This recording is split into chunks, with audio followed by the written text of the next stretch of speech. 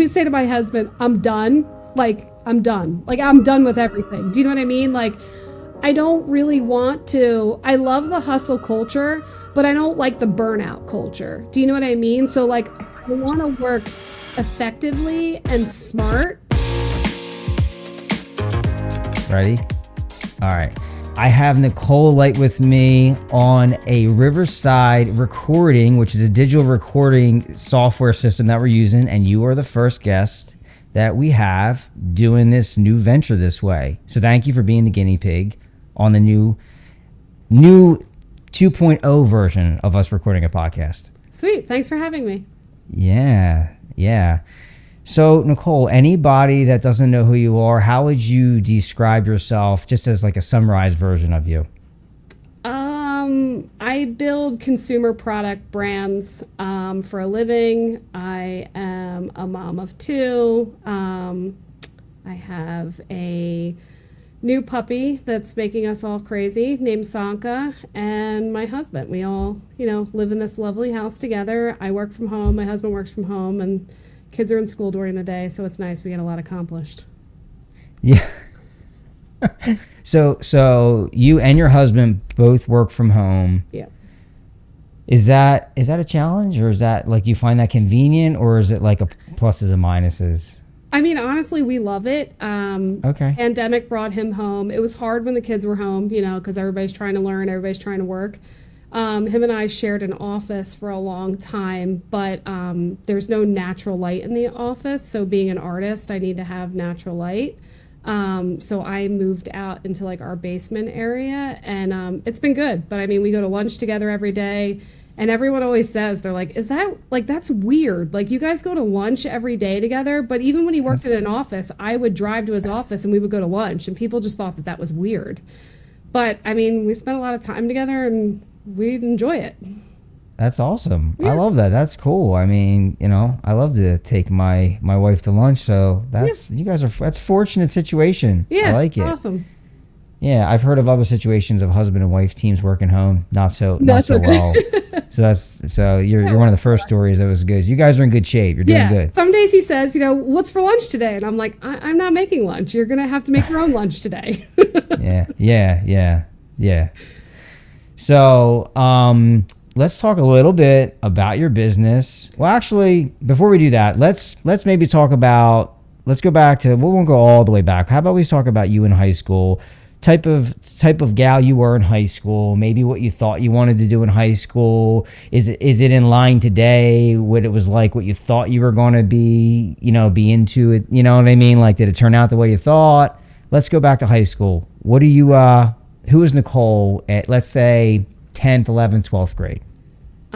It's funny. Like, I blocked out a lot of like high school. I don't know why. Who hasn't? I hated it so much. Like, people always say, if I could go back to school, and I'm like, that is literally the worst time ever. I would never, ever go back to that time.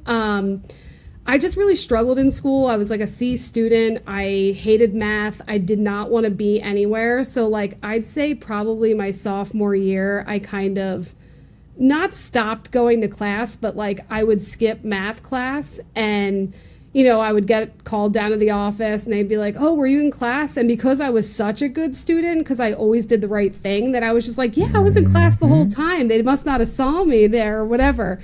And here I would just leave and go to the art room. I was nowhere to be found. I was making ceramics. I was painting. I was doing anything to avoid going to a class.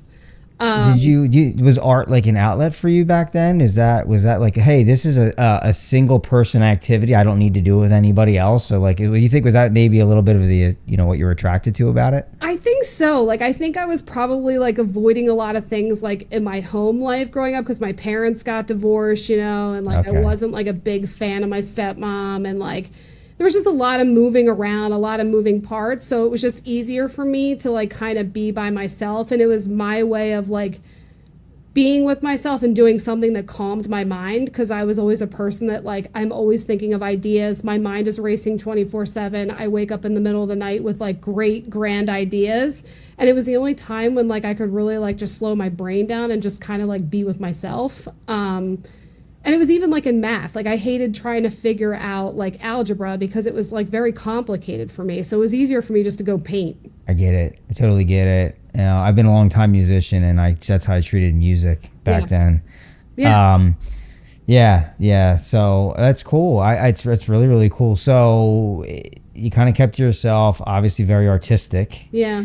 Were you introverted mostly? Were you, No. or you're like, yeah, I could have been either way? I was very outgoing. I just like, Okay. I really didn't have like a lot of like core connecting friends. Like I had a couple friends here and there, but like I never really like went and hung out with people a ton. You know, I kind of just I think back, I'm like, I don't even know what I did with myself in my free time. I have no idea. I had like a job at the mall and I was there every now and then, but like I don't know. And it was funny. I don't really remember doing like art at home. I feel like I only ever did it at school. And Okay. I don't know. I kind of like blocked it all out. But I just know that like when I was in school, I did not want to be in history class or any of those classes. And I did everything I could to avoid it. Okay. Yeah. All right. And so did you end up going to college after school? So I got scholarships to Moore College of Art. And I went like in the summers before I graduated high school to kind of like see if that's what I wanted to do. And they gave me scholarships for like some projects that I did. And I went and I was like, this is great and all, but I hated the traveling downtown. I had no idea how I was going to pay for it. I was like, pretty much like, my dad was like, you know, working all the time. My mom wasn't really around. So I was like, well, who's going to pay for this? And my dad never went to college and he didn't know the first thing about even applying for college. So it was just like, you know, and you went to the guidance counselors and things like that, and they were supposed to guide you to tell you like how to apply for college. But then I was like, how am I going to pay for this? Like, who's going to pay for this? And Right. it was a real struggle for me. And I was just like, kind of was like, I don't really want to do this. And I just always thought to myself, like, why do I have to pay to go to college for someone to tell me how to be an artist? Like, I am an artist. But I still struggled with like, okay, I'm an artist, but like, I can't paint paintings for a living. Like, I'm going to be broke for the rest of my life. So what am I going to do? So, you know, I kind of struggled with that as well. Yeah, that's a common anything music or anything like that artistry field. It's a scary field because there are so many people that have really big passions for it, but outside of like making it really big, right? There's like, what do you there's no money to make really. Yeah, there's no You have to find some other way to be connected to it that may not be exactly how you want to do it. So, you know, not to knock anybody for going for the gold with it, but Yeah. that's a challenge a lot of people have that are artistic and creative. And yeah, I mean, you Yeah. could It was just do like paintings and be successful or not. I don't right, and then you spend all this money on college, which like nothing to put down college because college is something that, you know, certain people Sure. need, but it's like I put out all this Yeah. money and then like then what do I do? You know what I mean? Like Yeah. And At how- least you were smart enough to think like that. So some people just do it and Yeah. they go through it, and then they owe this money, and then they're like, I don't even know why I did that, or like, Yeah. and they're paying these loans back forever. yeah. You know? And I think part of it was too, like I lived on my own really young. Like I moved out when I was 18. Like I think I even moved out before I was 18. And wow. I lived in an Okay. apartment by myself. Like I Look at remember you. like I remember paying rent, and I had like a car that my uncle bought me that I was paying him back for. And at the end of the month, like I had no money for food. So I'm like, well, how am I going to pay back loans? I can't even afford to live. Like, Right. it was tough. So, you know, I lived on my own for a little bit, and then I moved back home for a little bit, for maybe 6 months, and then I moved back out again. I was like, I can't do this. But I got a job. My aunt actually got me a job working at like a small clinical. It was a clinical company that did like, they did clinical trials for drugs for pharmaceutical companies. And I started working there, and I was making like, I think I was making $27,000 a year, and it wasn't a lot of money. I mean, I remember going to my aunt's house to eat lunch and eat dinner because I couldn't afford food. And just like thinking back, it was just like, you know, I had to get a job, but like, okay, how can I also become an artist? That was also hard. Yeah. No, definitely challenging. Yeah, and it was like my first job was, it's so horrible. I tell people this, they're like, really? My first job was I filled out the dead list. So when people would enter into clinical trials, whether you were on an active drug or a placebo drug, I would then get the report back that would say whether the person like survived or didn't survive and what drug they were on and whether it was active or placebo. Whether they survived or not. Right. Box check. And Yes. it was like, Box check. nope, No. this guy, like Nope. this number Deceased. didn't survive. Deceased. So sorry. And I was like, this job is Oh, boy. terrible. Like, people are making money doing this. It's terrible. And I was just like, I need to find another alternative. Wow. Yeah. Wow. Yep. I mean, so cycling through that, when did the entrepreneurial bug maybe like bite you, that you were like, I think I want to do something on my own? Was it like a big thing for you to go into your own business, or was it not really? It was just like it felt natural.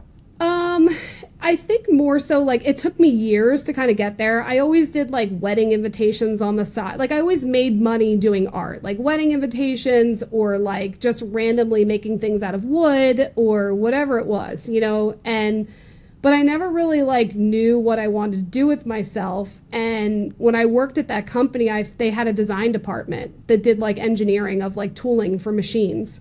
And I finally went over to that department and I was like, I want to work here. And the guy's like, we don't have a position. And I'm like, okay, well, I'm going to come over here and learn every day to figure out how you do what you do so that I can do this. And he was like, okay. So he would teach me like structural engineering of boxes and designing tooling for machines. And like, so like, you know, when you go buy like a Sudafed package, the child resistant packaging, like he taught me how to make the tooling for that. And, like 6 months later, a position opened up and I applied for it and I got it. And that's kind of like where my packaging passion started, was there. There was no creativity there, but it was a lot of like engineering and structural design. But it still was selling, you know, doing wedding invitations on the side, selling artwork here and there, like all that kind of stuff. But I kind of knew the whole time that I couldn't go out on my own until I fully understood the entire business. And I knew working there, I wasn't going to learn that whole side of the business. So I had to kind of move around. Right. And curious. So the guy who helped you though, did he have an obligation to help you, or is he just like, you were curious and he was just like, you know what, I'll show you. Yeah. And he still works for the company. His name's Mike Weiss. And the lady that worked with him, her name was Debbie. And Debbie and Mike just helped me the whole time. And Mike's just like an old school guy. He he loves what he does. He loves engineering. So he loves to teach people things. So it was just like, okay, like I can figure this out and he's willing to teach me and I'm willing to learn. So it was just, it kind of worked. And we had like vendors and stuff that we would order like our packaging boxes from. So like I would always ask to go to the vendors' manufacturing facilities to kind of, I want to know how a box is made. I want to know how a die is made. Like I want to learn all that, because I can't truly be good at what I'm doing unless I fully understand how it's all done. Sure. Yeah. Which is really important component. So you truly wanted to understand what's called the nuts and bolts of something, where some people are just like, they're the overlay. And then you have people that are like specifics, but you're like, I need to understand this whole thing. Yeah. And I think that's what's unique, because like a lot of package designers work for branding agencies, and you can ask any package designer, like, here, you just designed like all this artwork on this box. Now I want you to print it out and cut it up and fold it and glue it the way that box is supposed to be folded and glued. And I will tell you that like 90% of them don't have a clue how to do it. Wow.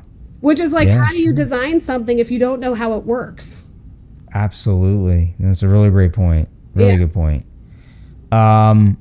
So after this, you kind of just went into doing your own thing. You like, which was like what? How? No, it didn't happen yet. Yeah. Okay, years. So again, I was still starving, right? So I'm starving. Okay. I'm not making a lot. Starving of money. artist. I'm starving. So I went to work for Big Pharma, and I worked in an analytical lab, and I used to calibrate their analytical balances. So like every time they would test their, drugs, I would calibrate to balance to make sure that whatever they were putting in the drug weighed correctly so that when you take your medication, it's the correct dosage. So what qualified you to do that, out of curiosity? I had zero qualification whatsoever. Nice. So we're all taking these vitamins and these medications, and somebody who is learning about packaging is measuring the quantities that people are putting in their bodies and taking their word for it. Okay. All right. Well, if that doesn't tell you about big pharma. Yep. All right. That's interesting and slightly and not scary. only that, I calibrated balances, and I used to like go through their analytical documents to make sure that the testing that they were doing in the lab was the proper testing they should be doing for specific drugs or whatever they were testing. Like, I mean, like you mediated that? I reviewed all those documents and signed off on it from a quality standpoint. That could be a whole episode of like what's wrong with but we won't go there. But all right, that's interesting. It gets even worse. I still didn't go out on my own yet. So then I went to go work for another company that was a pharma company, and I used to audit batch records for the biolab. So there was all these calculus equations that I would have to do to make sure with your calculus degree that with my hate for math, right? Okay. Oh. And I would have to go through. So I literally would go up to the other department and I would ask the girls in the department, like, how would I do this formula in a calculator in order for me to be able to check the lab's work to make sure that the math that they just did makes sense? Yeah. Wow. Okay. I mean. And I was like, this job is terrible. I did that for a year. I was like, this is horrible. But again, I had to put food on the table, right? So it's Yeah. And then from there was when I went back to the other company with Mike. I did some more engineering with him because they actually needed somebody who was like skilled in the engineering department. So I went back to work there. Okay. And then I eventually went to work for a folding carton manufacturing company, like making dies and like learning how a printing press runs and all that kind of stuff. So I could learn like how boxes are made. But during this time period, you knew you wanted to start your own business, or you did? You're just. I knew I didn't want to work for something. The confidence wasn't there yet. Okay, all right. Yeah. Well, that's usually how it starts. Yeah. I don't want anybody telling me what to do. Yes. All right. So what's next after that, right? So then when I went to work for the folding carton manufacturer, I kind of had a plan before I went to work there. I was like, okay, like I love packaging. I need to learn the nuts and bolts of this. I need to get in here, understand this whole process. So I gave myself 2 years. I went to work there for 2 years. I don't even think I made it 2 years because eventually they tried having me go into marketing and all this other kind of stuff. And I'm like, listen, this isn't what I want to do. And I had already kind of been preparing at that point. I was doing some freelance work for Dietz and Watson and doing making their packaging for their chicken sausage. So I was kind of already doing that. And I had some customers under my belt at that point. And finally, when they were like, oh, we need you to do this, this, and this. And I'm like, I really don't want to work for somebody anymore. And I kind of just went out on my own. We were deciding to have kids at that point. And I figured it was like the perfect opportunity. Okay. So how did you get hooked up with Dietz and Watson? Like, how did that, you're saying freelance work, what do they put like an ad out or something? Like, how does that work? No, so the folding carton company that I worked for used to print all their boxes. And I used to design all the structure of their boxes when I worked there. So when I would communicate back and forth with them, I kind of just said to them over the phone, I'm like, listen, like I can do your artwork on the side if you want, if you're looking for a freelancer, like I would love to do that. And they kind of were caught off guard and they're like, well, wouldn't your current employer like be upset by that? And I'm like, well, I'm doing it at night. Like, what does it matter? Like, you know what I mean? Like, I'm not doing it during the day. I have 9,000 things to do during the day. I would never have to do it anyway, but I could do it at night. So it actually turned into like a thing where I started doing packaging for them at night and like running samples down to their place because they're down like towards Kensington. I mean, I was running down samples at like 3:00 in the morning in the middle of the night. So they would have them for the next day and like me having to be at work the next morning at 9. I mean, I love that so much because So that hustle, that's hustle. Okay. That's hustle and grinding. You won something and you're willing to put in the extra work. And I don't see that all the time from a lot of people. I hear a lot of complaints of why they're not at a certain spot. Right. And I'm like, well, what are you doing extra? Like, what's the side hustle that's surrounding yourself around what you're saying you want to do that you could do outside of your job? Don't let it affect your job. But what you're talking about is like, that's grinding, that's hustling. And I hear those stories, man, and I get juiced up because that's what it takes. I mean, that's what it takes. Yeah, and it was funny because like I went and bought a machine that would like basically like cut boxes for me so I wouldn't have to cut them by hand anymore. And like Ryan and I would be up until like 12, 1 o'clock at night, like cutting these boxes on the machine. So he had a side job too. He had a side job. So he always says to me, he's like, I never really saw money from this side job. Oh boy. And I'm like, yeah. Don't worry about it. Just make more boxes. Yeah. Give you equity. Yeah, exactly. Give him equity. Exactly. I like that. So you were married at this time. When did you get married? What age? So we started dating. We were like 23 when we started dating. We didn't actually get married until, honestly, I was 8 months pregnant with Lacey when we got married, because I remember we went to the courthouse and we had already been together for like 10 years at that point. And I remember like the judge giving us a speech. It was a woman. She was like, you don't have to get married just because you're pregnant. And I'm like, we've been together for 10 years. Like, they probably see that all the time though, so I guess. Yeah. She gave us the speech and it was really funny. But yeah, we got married when I got pregnant with Lacey. So it was probably like 30, 31. Okay. All right. You were so busy cutting boxes, you forgot you were pregnant. Maybe you should get married. I was like, I have no idea what's going on. I am on autopilot. Yeah. That's cool though. It's all good. It's all good. So the side hustle turned into, like, you started doing this for Dietz and Watson. You then what? Like realized like, well, if I'm doing this for them, I could be doing this for other companies. Is that? So it was interesting because the one guy that worked as a sales rep at the company with me he had been a sales rep in the folding carton industry for 20 years at that point. So he was kind of like my networking guy that would be like, every time he went in to pitch a new customer, he'd be like, oh, hey, and I have this artist. So like I almost had like all these salespeople kind of working for me in a sense. But like it worked out because, any type of sales job is a competitive job, right? So, if you're selling boxes, you're selling bags, there's 50 other people that are selling boxes and bags. But what would happen is I would work with them, and because I was the artist and they got me in there, I would kind of filter the work right back to them. So it was like, they were a good vendor, they did really good work and they brought me in, and I'm like, hey, so everything would kind of filter right back to them. So it was almost like they were scratching my back and I was scratching their back, and it was kind of working out. So it was a really good situation. And I still kind of do that today, where like I rely on specific vendors that are good and they'll meet my timelines that my customers need. And then I will also help their customers with artwork. So it's kind of like we work together. Yeah. Mm-hmm. Wow.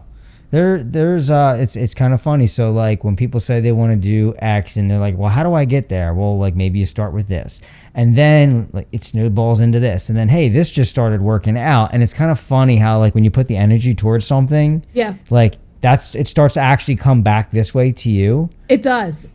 It does. But you gotta go. Typically, you gotta go first. That's a part a lot of people skip. That like, well, like where is like you gotta go first. Like you have to go and let it come to you at the same time. And it's like you have to give and give and give, and like a lot of people don't want to give, but it is a gift. Oh my God, yeah, you're right. You're so right. Long time. Lots of giving. Lots of giving.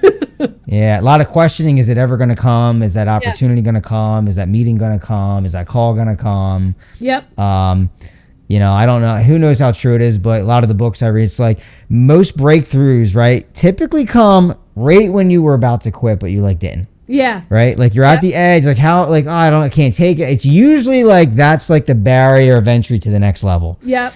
And I kind of find that to be true when I think of my past and, things that I do and I've done. And I've seen other people. So it's not uncommon. What you're saying is like makes sense, but it's cool how that started snowballing for you. Yeah.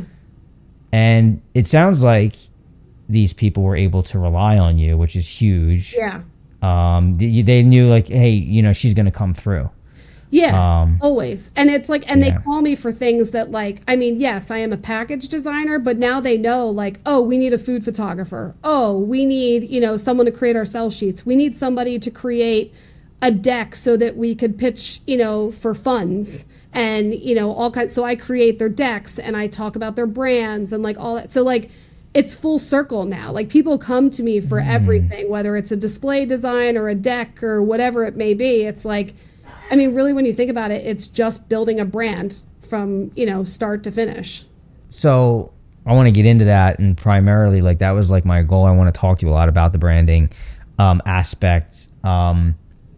Like, so when you started your company, it's called Paper Roo. Is that correct? Yeah, and I'm kind of in the process of switching it from Paper Roo to Power and Packaging because it aligns more. So when I created Paper Roo, I was working at the pharmaceutical company. And like I had friends that worked in the sales department. I'm like, I need to start a business. Like I can't do this anymore. And every year I was starting a business. And my friend Amelia was like, well, like you're kind of like the paper guru. Like everything you do is based around paper, but Paper Guru was taken. So she came up with Paper Roo and it kind of just stuck. Okay. And I'm like, okay, but like over the years, like I'm like, I am like a packaging person. Like, so I have to like evolve. So I have trademarked Power and Packaging, and that's kind of like where I'm evolving to. So when we go to promote this, that's the name we're going with. Yeah, we can promote it. I mean, people know me. I mean, I do have it here, like it's on. I have it right here. Yep. And it does say on the PDF I have of some of your examples, Power and Packaging. So yeah, I'm slowly. Okay, cool. I like the name. I very much like the name. Thank you. This is all beautiful, by the way. Thank you. All really, really, really cool stuff. So let's talk a little bit about running the business. You start your business. Is it just you and your husband helping at nighttime? Yeah. Yeah. Okay. And is it still just you, or I guess because you do outside vendors for certain things, so it's kind of like having people without necessarily payroll, I guess. Yeah. And it's me too, because like people come to me because every designer has a style and people like my style, and I can't really teach my style to people, Right. Yeah. It's who that's a hard thing. I can very much relate to that. It's a common thing. And I mean, it's tough, right? When you're the one like doing these cool designs and it's your creative brain. Right. And honestly, I have tried to put together like a brief, you know what I mean? And be like, okay, this is what I'm thinking. This is exactly what I want. This is like where you would place the burger on the package. And I want split colors here and I want this. And when I tell you people come back with something that is like the polar opposite of what I said, and I'm just like, that was your interpretation. And so I finally got to the point where like when it comes time to like building the brand and the art, I have to do it. Yeah.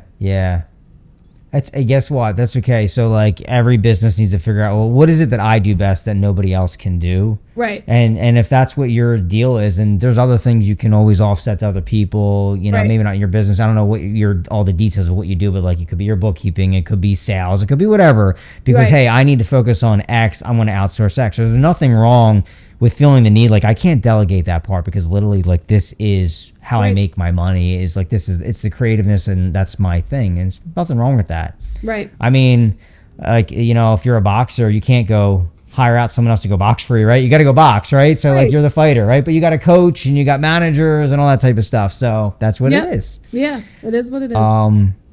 So let's talk about what the basis of what it is you do at your company. So give me the rundown of exactly what it is you do. So I basically build, we call them CPG brands, which is consumer product goods, which could be electronics, it could be a cell phone case, it could be food, it could be anything that a consumer purchases. I build the brand. I do all the auditing of like your competitive analysis against like who you're going to be selling against. Oh, wow.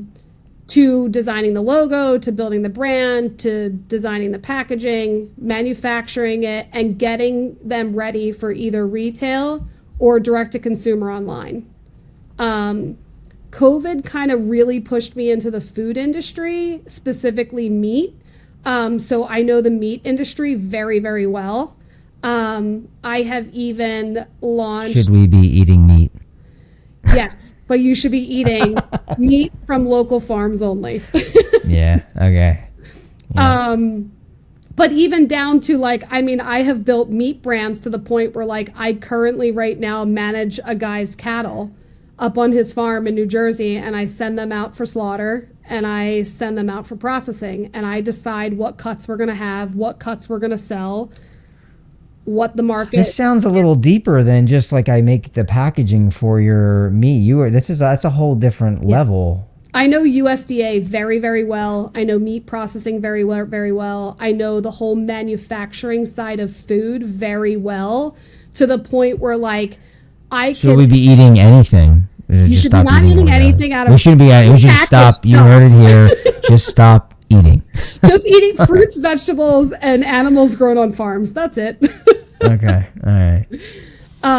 But yeah, like I can find manufacturers that, you know, for people that want to make granola bars and all that kind of stuff, like supplements and everything. And you kind of like look at what the market is demanding and what the market's going to be doing in the next 5 to 10 years, and kind of design the brand around that. And that's like, meat is just something that I know really well. And not a lot of people, like there's specific requirements on food packaging, which specifically meat, USDA, and seafood.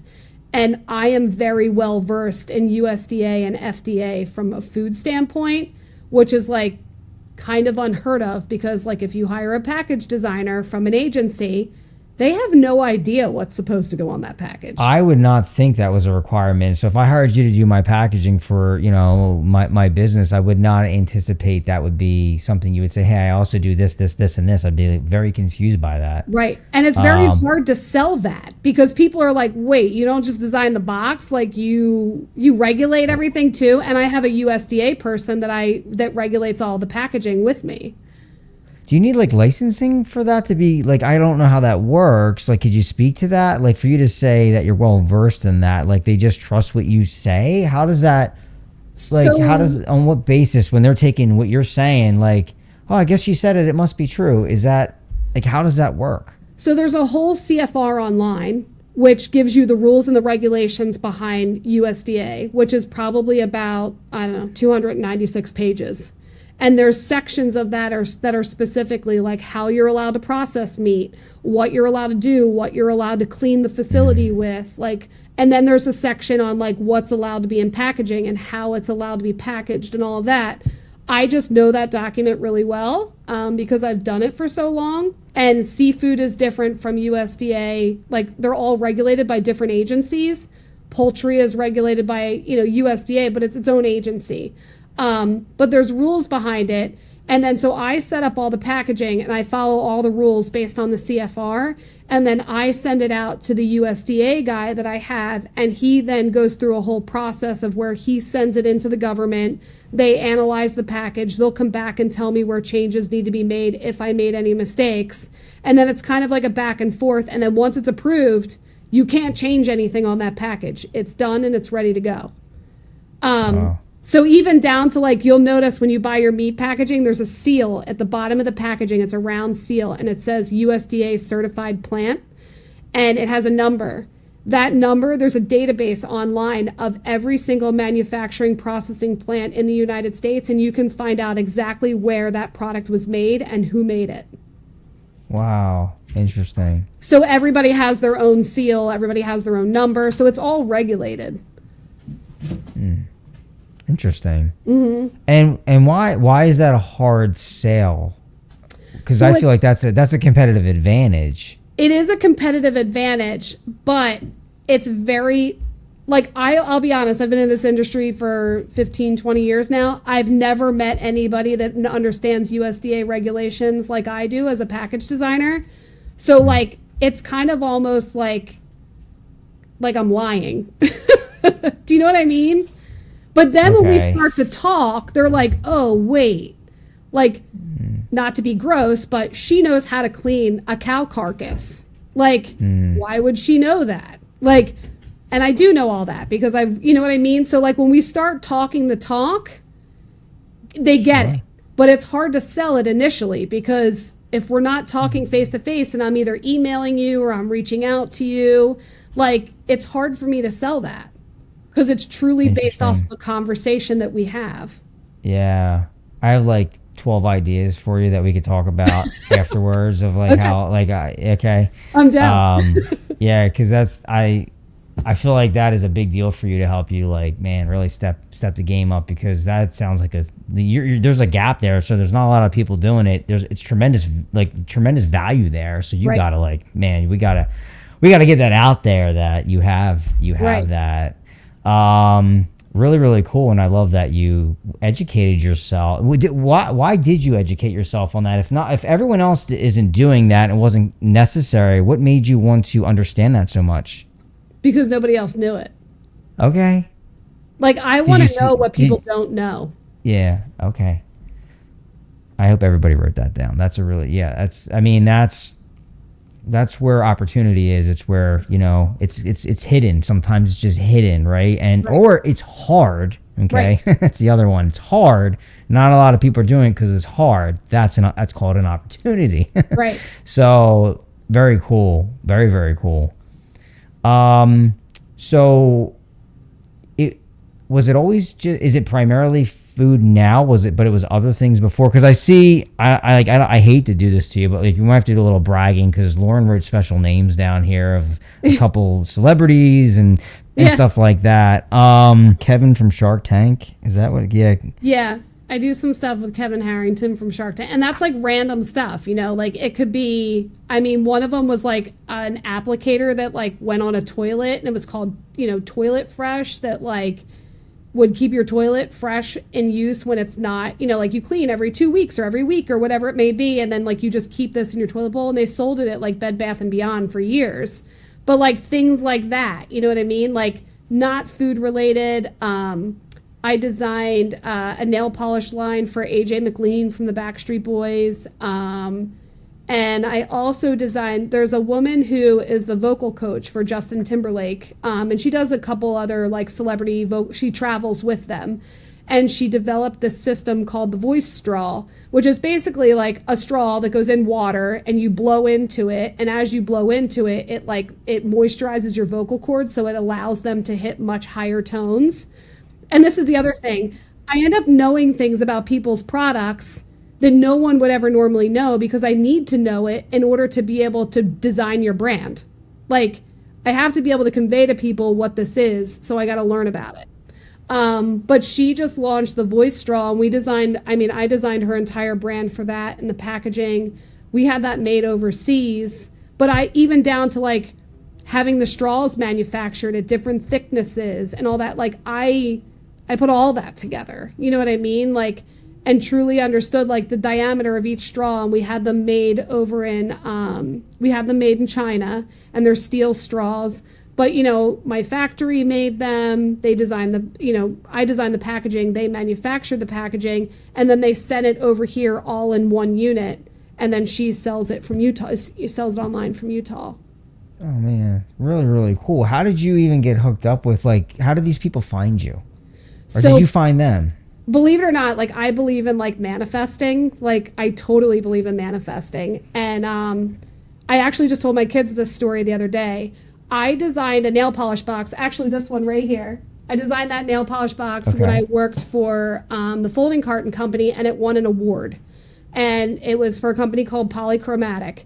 And it was basically a product line that they would sell into Ulta as like a premium line of nail polishes.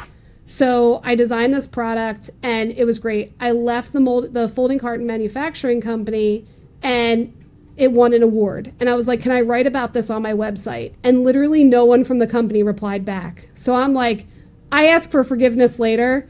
So I'm like, this is free game. You can always take it down, right? Like, right. I'll take it down later. Let them say something. I'm writing about it. So I wrote about it. I put it on my website. And the kids and I were driving to the shore one day. And for years, I kept saying, like, oh, my God, like, it would be so cool to, like, work for, like, just, like, a real high-profile person. You know what I mean? Like, it would just be really cool to do that. So we're driving to the shore.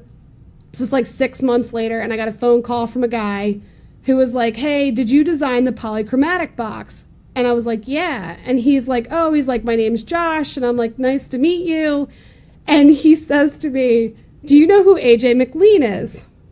And I was like, no, I've never heard of that guy in my life. And he was like, oh. And he's like, if you don't mind me asking, how old are you? And I'm like 35. And he's like, that's weird because that's like right along like your era of music. And he was like, well, what kind of music did you listen to? And I'm like, Pantera and Tool? Like, and he was like, oh, okay. He's like, that makes a lot of sense. So he's like, well, Okay. He's like, I am the bodyguard for AJ McLean and I work with the Backstreet Boys. And I was like, oh, so I start singing, bye, bye, bye. And he's like, no, honey, that's in sync. You were close. You were close. I was like, oops, You're in the bad. ballpark. Like, I felt so stupid. And I was like, and he's like, no, he's with the Backstreet Boys, that's in sync. And I'm like, whatever. So that's how I ended up designing the nail polish box for AJ. And it was just like something like I just kept saying to myself, like, I want to do this or I want to work with this person. I always wanted to work with somebody from Shark Tank. I designed stuff for Damon John. I've designed stuff for Kevin Harrington. Like, it just kind of like, I feel like if you put the energy out there, it comes back. Yeah. And Why not? Yeah, why not? not Do it, right? Why not? If you want it and you can do it, do it. Yeah, and I also believe like, I mean, just do it. Who's holding you back? You. Right. Typically, it's ourselves. Right. Typically. Right. It's the story we're telling ourselves. We create all these. We don't even know we're doing it. There's all these limitations that we are literally creating ourselves. Right. Daily. Yeah. And some people can filter through it, and some people they can't. They just can't. It's not easy to do. Yeah, and I don't care that people tell me no because I'll just either ask again or do it again or just go higher or go to the left or go to the right. Like that's a superpower to handle rejection and keep on swinging because some people hear no once and they're shut down, right? Yeah. In a business, you're going to hear no way more than you're going to hear yes. Yep. That's normal, right? That's normal. Yes. So, you know, what you don't want to hear is maybe because now they don't even take you seriously. Well, then that's maybe. Like kind of like awkward because you're like, I don't know what to do with that. Yeah, what's a maybe? Do I annoy this person? Maybe is like the worst one, right? Either give you a no or yes. Yeah. Really, really cool. So let's talk a little bit about how you view branding. So we hear the word all the time, branding, right? You know, your brand. Do you want to give me what you think branding is, or what a brand of a company, what does that even mean? I mean, your opinion. I think it depends on your goal, right? So like, I mean, I've designed brands. I mean, so there was one guy I worked with for a long time that literally all he wanted to do was to land a brand. So we would just create brand after brand after brand and pitch it. That would be a great name for a brand company, by the way. You might want to TM that. Go ahead. Sorry to interrupt you. Lauren, get on that. We're gonna notate that one.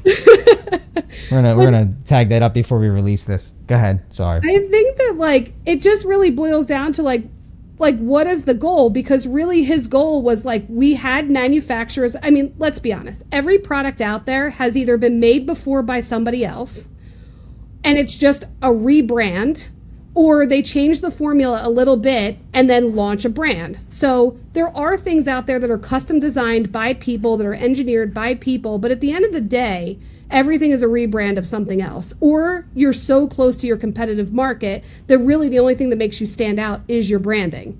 So when I worked with this guy, literally over the course of 2 months, I may have created 15 brands of men's skincare. And we kept pitching it to Target and pitching it to Whole Foods and pitching it to Walgreens, just waiting for one of them to hit, for a buyer to say yes. And in the end, the buyer did say yes to one of those 15. And that brand is worth a ton of money today. But so did the brand really mean anything? No, it meant absolutely nothing. It was a brand designed around donating money back to Africa to save the elephants, which had nothing to do with the brand at all. And it was a men's skincare line with caffeine added to it. And does caffeine do anything to your hair or your skin when you use it? It does absolutely nothing. But it's a marketing tool. So at the end of the day, it's like, what is the goal? Like, if you're truly designing something from scratch, from the ground up, it's a very different branding process than if you're just kind of throwing ideas at the wall and hoping something sticks. Yeah. So I have to like, truly understand what the person's goal is. And then like I have a lot of meat manufacturers and seafood manufacturers that they're manufacturing meat and seafood for everyone else. But at the end of the day, they're bringing in the meat. They're bringing in the seafood. They have the lowest cost to anyone. So they would be fools not to launch their own product, because if you were to launch a meat brand and you want to sell fillets, it's going to cost you $17 a pound to manufacture that at a co-packer. If the co-packer goes and buys a cow, they're going to manufacture it for $2. So they need to launch a brand, right? So again, different branding, right? Like you have a different value to the customer as opposed to what your brand would be to their brand. Interesting. Yeah. So, you know, your take is there's a lot more to it, and it all starts with, maybe that's something that you know, we all need to do if we're trying to build our brand better or stand out. It's, what is our goal with that? Like, what are we trying to accomplish, right? And that's probably a question a lot of us just skip over. Yeah. Like, what, you know, like what is the point? Why are we even doing that, right? And what is your 5-year goal? Because like I have people come to me all the time. They're like, I want to launch a hair care line, and then they'll call it like Mike's hair care line. Well, 2 years down the road, they want to launch a skincare line. Well, now hair care doesn't make sense, does it? Right? So you have to think like long term of the brand too. Like, what's the goal in 5 years, 10 years? Where do you plan on being? Right. And people don't want to think past today.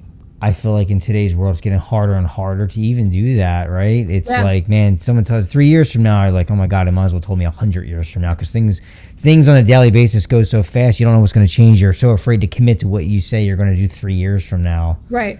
It can be hard to do. Yeah. But necessary to think about. Yeah. Necessary to think about. So let's have some fun. Okay. I have Lauren in the room with me. Okay, I'm gonna ask her to pick a product, and you're gonna tell me a good way for us to go about branding that product. Okay. Okay. Yep. Are you ready to have some fun? Yep. Lauren, I want pick anything. A pair of sandals. So she said a sandal. So she means sandals. Okay. So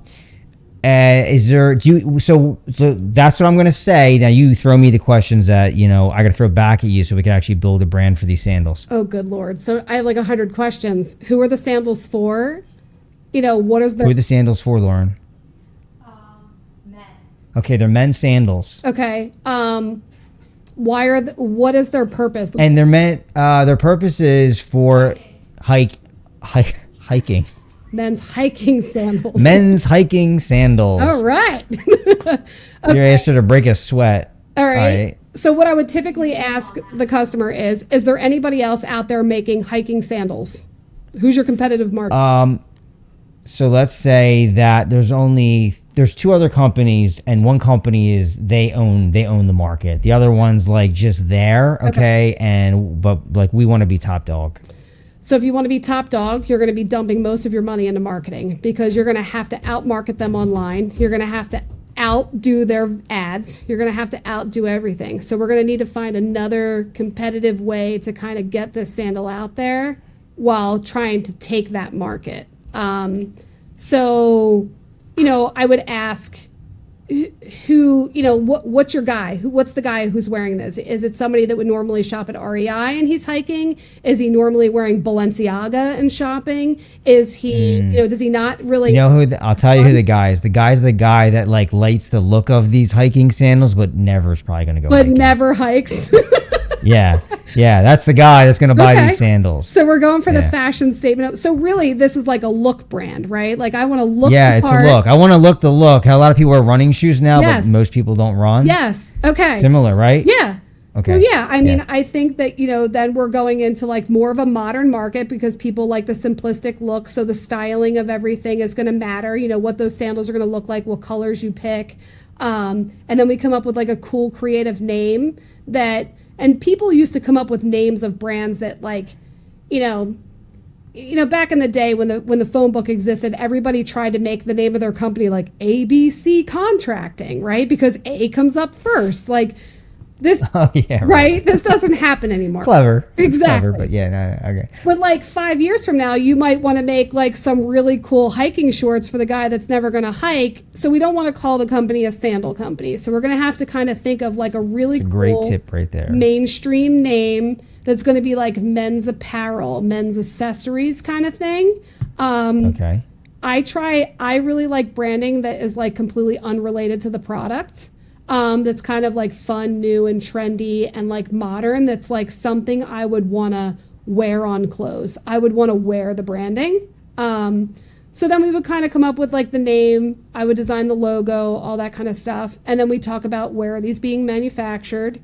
Are they going to be, so like, do you have like an initiative to want to manufacture everything in the US? Do you want to manufacture it overseas? Let's say yes, hoping. So let's say the competitor that's top dog doesn't manufacture in the US and we're thinking we do. Right. So his costs are probably going to be lower, but maybe that gives us the edge. Right. So now we got to give the customer a little bit more because now they're going to be paying more. Now, yes, because it's a US based brand, people are going to want to buy it. Okay, it's manufactured here, it's made here. Great. It's going to cost us more. The tooling costs more in the US. Manufacturing costs more in the US. It's almost like, in all honesty, I'll buy tooling overseas that's like $8,000, whereas here it's like $30,000. So the tooling is like huge in cost. So we just have to take all of that into consideration, which means we need to then level up this product even more, whether it's in the finishes, whether it's in the materials, the look, whatever it may be, because we got to make this look expensive, even though our price point like where this is going. Yeah, has to be competitive. So if we want to do that, so we almost have to go for like, hey, we almost have to lean into that, and we have to go for more. Hey, we're premium. Yes, we're premium. We're the premium, good-looking hiking sandal. Yes, that you can wear to dinner, so everyone thinks you hike in these sandals, but you don't. And the other thing is too, like think about like, like maybe the competitor's brand doesn't have a metal plate in it, and metal plates and hiking shoes are important. So maybe you incorporate the metal plate. You have to find that advantage. What a good idea.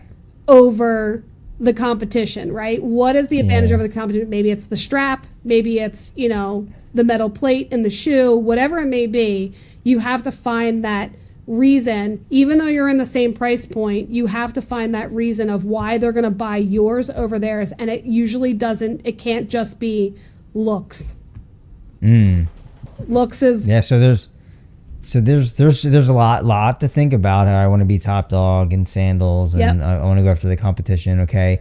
But like you said, so some really cool tips. If you would look at a brand, something, one, try not to come up with a name that isn't going to box you in, that you can't do a hiking shirt or a hat or sunglasses or something like that, right? Because the word sandal would kind of just maybe mess all that up or throw off your consumer.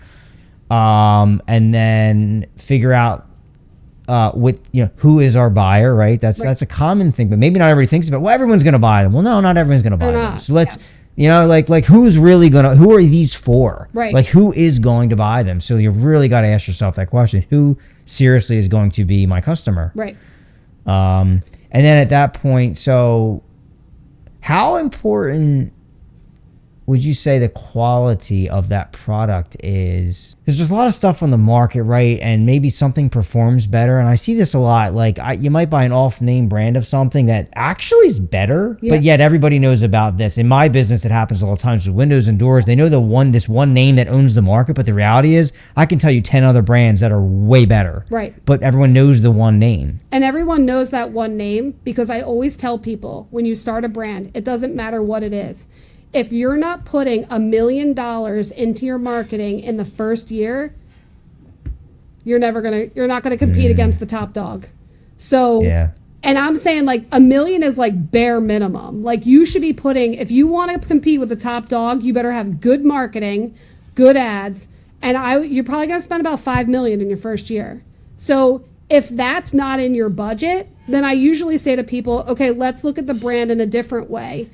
Maybe we're like the underdog brand that's like not top of the line, but maybe like everyone can afford. You know, you're hitting a much broader audience rather than the people that are going to spend $100 on a hiking sandal. Maybe you'll find the guy that's going to spend $40 on a hiking sandal. You have a much broader audience now, right? So now you're appealing to a lot more people that are willing to spend the $40 and try it. You know what I mean? Okay. And if you make a good product that's $40 that is better than the top dog person, well, now you have a successful business because you're appealing to a huge market. And I always say that to people, like, people come to me and they're like, oh, I want to create this hair care product that's only for people with curly brown hair that's short to here, that they only ever go outside 2 times a day. And it's like, okay, like, how many people are really fitting in that window? Do you know what I mean? Yeah. Like, if you put together a whole list of criteria, you want to make sure that if you're going to appeal to a very small market, that product better be amazing and you better be spending a lot of money. Wow. Yeah, it's so true. So if you're going super like niche specific. Yeah. Okay, so you're like, hey, this is really good information, right? So you should be thinking, hey, I got to go over. We're not a quantity business. We're not going to have, in a 25-mile race, and we're not going to have 1 million customers. Okay. Right. We're going to have maybe 1,000 customers but like they're buying us guaranteed because we're the best. Our product's the best. Right. It's so I'll tell you what's interesting about this. It's kind of funny. So it's almost like if somebody wants to start a business, they should be talking to maybe someone who really understands brand, because you've asked a lot of good questions that might trigger thinking in a different direction. They might go back to their business plan, and there might be a lot of erase marks. Because you just had me erase a bunch of ideas I had. I'm like, I could do this. I can market these sandals. Right. But now I'm back, and I'm thinking to myself, oh wait, no, we got to go back. No, it's a good point. So I've had this happen many times. That happens a lot. People go back to the drawing board, and they're like, wait a minute. I bet it does. I think that like it makes them think about it and decide like you're going to be putting a lot of money into manufacturing a product. And you haven't even got to the marketing dollars yet. So does this make sense? Yeah. So you really need to understand your market, what your goals are. Yeah. And we haven't even designed the box yet. Yeah, right. No, seriously. And so let's just touch on that process. So let's just say we got the product, we know what we're building, we know where we're getting our materials, we're happy with all that. Where do you start with that? Like, what is your thinking of how you package that? Like, where would you start? Well, I need to find out too, so I need to know the manufacturing company that's manufacturing it, because I need to know, are they hand filling it? Are they packing it on a machine? Because a box designed for hand filling is very different than, machine packed. I need to know what kind of material they can run on their line, what kind of materials they can't run. Do they have labeling equipment in food? Do they have an ink jetter that's going to put your best by and sell by date on food packaging? That's, all that type of stuff. I have to ask all these manufacturing questions. There's been many times where I've manufactured things where they don't have automatic labelers. Well, that's hard, especially in food. So there's somebody hand labeling that. So but then I also am educating the customer who's never been down this road. That all adds to your cost. That adds to your production cost. If somebody's hand labeling, what you thought you were paying $2.30 for a product might have went to $2.50 a product because they're hand labeling. So either A, you want to find a different manufacturer, or B, you're going to pay that extra, 15 cents. So all of that comes into play, because I can't really design packaging if I don't know what the packaging line looks like. So once I figure all that out, I meet the manufacturer, I understand what their capabilities are, I can then design a box. So I design the structure of the box, we test it, we put the product in it, we make sure everything fits, we do some drop testing to make sure that FedEx is throwing your box across the driveway, is stuff falling out, I'll be honest, I ordered some leggings from this company and they had workout bras. So I ordered a couple. This is now the 4th shipment from this company from Australia. They sent me bras, and every time they put them in a shipping box, The first time when they shipped it, no one taped the box closed. So half the stuff was missing when it got to my house. The second one, they put it in a box that didn't fit, and it was completely crushed, and all the product was missing again. So they've sent me 4 shipments of stuff that's missing, all because a package designer did not think through this process. So like, did you happen to reach out to them yet? I reached out to them every single time and took a picture, and I'm like, guys, like, come on, like, give me a call. I'll help you figure this out. Like, it's making me crazy. Wow. Okay. But all that comes into play, like, and then what most people don't realize is, and a lot of people don't know this, retail dictates what size package you're allowed to put on a shelf and how many you're allowed to put on a shelf and what size it's allowed to be. And every retailer is different. So if I sell a toothpaste box into Walmart, I might not be able to sell it at Target. And I may not be able to sell it at Whole Foods, because depending on how they merchandise it will depend. So I need to know who you're pitching to. Yeah. You know what I mean? And Lauren, I don't think we're starting our sandling business. I'm going to go back to building houses. Let me know how you make out. It's super complicated. People are like, I can't believe all this comes into play, but it really does come into play. Yeah, for sure. It does. And like, pack out, like, don't even get me started with Costco, because Costco, you have to ship them things on a pallet. Well, you're only allowed to put things so many wide, so many high, so many items in a box. And then they use like a metal clamshell that like clamshells all of them to move them from different locations. And your box has to be a specific material, or else the clamshell, it'll just smash your boxes to smithereens and all your product will be destroyed. Wow. So like, wow, all of this is a part of the process. So like, branding is a very small piece of this whole pie. And really, like, that's why as a package designer, I want to know who your manufacturer is. I want to know what your goals are from start to finish, so that we can make this efficient as possible and you're not buying packaging 100 times over. So like you said something interesting. Branding is like the smaller piece of the pie. There's actually, like, that's just the word, but there's so much behind that has to be figured out before we're even worried about like brand. It's just like, it puts us in the right direction, right? But that's not everything at all. No. And it's interesting too, because a lot of people will go to agencies and say, I want to, can you design me a brand for, let's just say, a burger line. Well, they'll design it, but 99% of the time you can't manufacture it, because the boxes won't work on the production line. They don't reach out to see who the manufacturer is. They don't look into any of this. None of it is, none of it will ever make it through the USDA. So like, I'm always in an interesting spot in my business, because like, you don't have to go to 10 different places to figure out what you're doing and kind of navigate this craziness on your own. I'll navigate it for you. But it's like, it's that whole, how do you sell that? You know what I mean? Yeah. It's tough. Because most people, when they launch a brand, they're used to working with 10 different people trying to get them there in the process. So what do you, since our sandal business didn't make it, what would you say the difference in branding a product versus like a person? If I came to you and I said, Nicole, brand me, would it be a similar approach?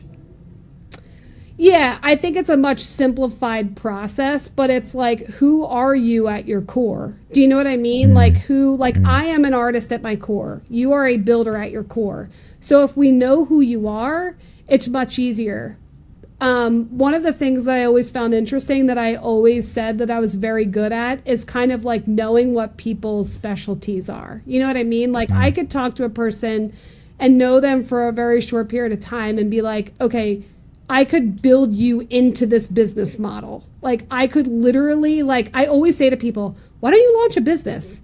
You would be successful if you did X, Y, and Z. Like I could literally take every person and put them into their own entrepreneurship and say, I could brand you and you could be successful here, because that's what you're good at. So it's really knowing what people's strengths are and what they're good at. And I'll be honest, there's been a couple people in my life that I'm just like, I have no idea what you would do with your life. Like, you should just continue working an office job. Well, you know what? And there's nothing wrong with that. Maybe that's what they should do, right? Like, and that's totally fine too. Yeah. So it's you would say a lot of the tips you gave in our failed sandal business, that approach is something you would do for yourself. So maybe it's like, okay, I want to brand myself Right. in my business, and it's like there's a lot of questions. We're gonna have a meeting, and in that meeting, I'm gonna ask you a lot of questions. I'm saying me, I mean you, right? Yeah. And you're gonna have a lot of answers, and you're probably gonna go back to the drawing board after we're done. Yeah. Having that conversation, and you're gonna have another deep thinking session with yourself before we actually talk about how we're gonna start building this thing up and packaging you to bring you to market, whatever that may be. And it's all based on a person's personality. You know what I mean? Yeah. Like you could tell from like there's plenty of realtors that I've met that I'm just like, oh wow, like you would be really good at this and you should do this and turn yourself into a brand. But the problem is most realtors, they're just selling a house. Or they're just selling a commercial property. You know what I mean? Like, and really when you think about it, like that's why realtors get so lost in the mix, because it's a dime a dozen. What are you doing that makes you different? It's so true. I mean, and that's like in any business, but there's like, if you're in a line of work where there's a ton of you, like, what are you doing different? You have to be doing something different. Have to. And the thing is, like, I will meet people that are different, that like you said, you'll meet someone, you'll be like, oh man, you're an X Factor. Think to yourself, like, why does not everyone know who you are? Right. And like, why don't you know who you are to be able right. You know what I mean? Yeah, you don't even know you might have a competitive advantage over your peers. Yeah. I mean, so I feel like there's like a lot to what you do, so we can't touch on everything of it. Yeah. Where do you, and we can always bring you back on and go deeper into certain things. Yeah. But like what you talked about long-term thinking a little bit. Where do you see your company 3 years, 5 years from doing what you're doing now? Like, what do you think? Are you still in your home office doing what you're doing? Because this is what I like. Yeah. I like this. I could expand, but I don't want to. Or is it, hey, I want to? What are you feeling? It's funny. Like, if you asked me 5 years ago, I would have been like, oh, I'm gonna like rule the packaging world. Do you know what I mean? Okay. At the end of the day, like I've had a lot of life things happen and health things happen over the last 2 years that I'm just like, I always say to my husband, I'm done. Like, I'm done. Like, I'm done with everything. Yeah. Do you know what I mean? Like, I don't really want to, I love the hustle culture, but I don't like the burnout culture. Do you know what I mean? So like, I want to work effectively and smart. And I'm kind of still just kind of navigating like what that looks like. But at the end of the day, like, I really think like, I want to start a podcast on packaging. I think there's a big missed opportunity of like kids that are coming out of college that like don't know anything about packaging. And there's not a lot of people who know what I know. So I might want to I want to create some kind of like training platform or a teaching platform that kind of can teach people these things. Very cool. That's very overwhelming to me though, because I am not I don't want to say I'm not an organized person, but I don't think through flow and process very well, because all of this just lives in my brain. To have to put this on paper, it's kind of exhausting to me. So I'm kind of just like figuring out what that looks like a little bit. I've been talking about, creating this training platform for 2 years. But I have been doing trainings up at PV High School with the graphic design teacher, like teaching kids and like giving them projects to do. And I'm doing one at Doc Mennonite every Friday for the next 6 weeks, just to kind of like get kids interested. You know what I mean? And like learn that there's like, you can be an artist and make money. Like, there's ways to do it. There's ways. You figured it out. Yes.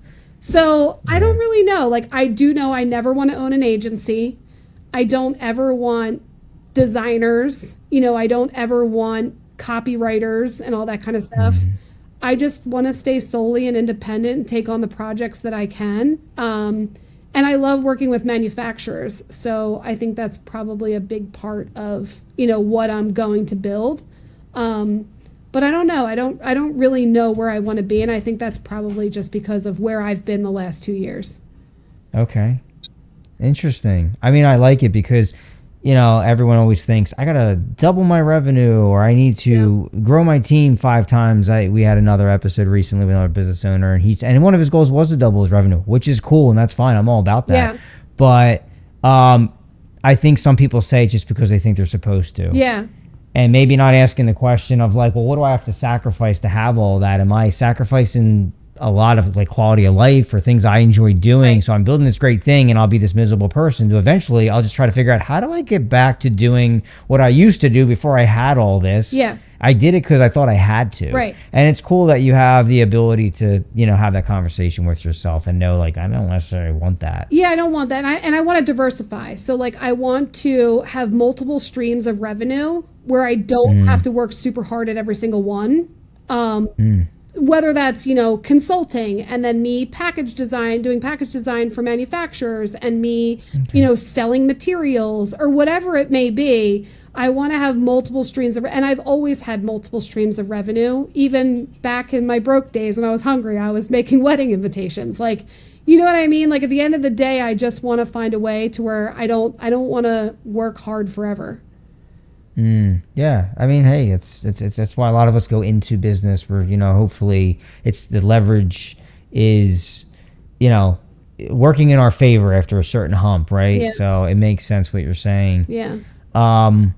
I feel like this was really good. I learned a lot. You have me thinking. I'm definitely not starting a sandal business. That's for sure. I don't even own a pair of sandals, just FYI. So she said that. I'm like, I don't even know if I'm going to be help here. Right. But Nicole, anybody that wants to find you, talk to you, find out why their business isn't going to work. Yeah. So you can help them figure out how to make it work. What's the best way to contact you? Honestly, one of the biggest platforms I'm really putting a lot of my energy into right now and a lot of like kind of outreach is LinkedIn. Okay, I can be found on LinkedIn, Nicole Light. I mean, all of my branding's there. You'll know exactly who I am. But LinkedIn's been a really big, you know, good tool for me lately. And so my goal is to build my LinkedIn, build my networking and all of that, and kind of like get to know the who's who and more manufacturing facilities. So LinkedIn's where it's at. So LinkedIn is the best way to connect with Nicole Light. Yes. All right. Yep. Sounds good.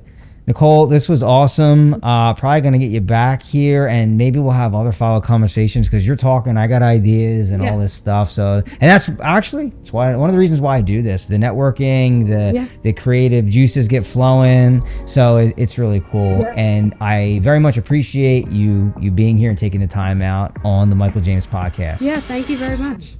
Thank you.